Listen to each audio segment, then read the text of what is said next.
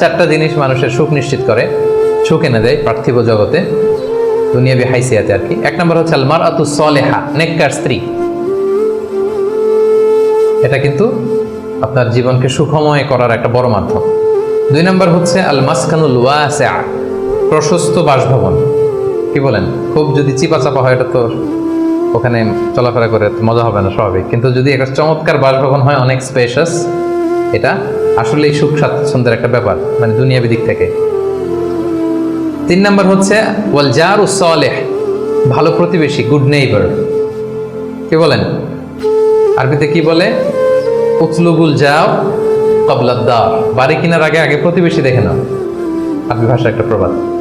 আর চার নম্বর হচ্ছে ওয়াল মারকাবুল হানি, মানে হচ্ছে লিটারালি হচ্ছে সুইট রাইডিং, ভালো একটা আরোহণ। এটা বর্তমানে গাড়ি হইতে পারে, একটা সুন্দর চমৎকার গাড়ি, ভালো ব্র্যান্ডের গাড়ি, মার্সিডিজ না?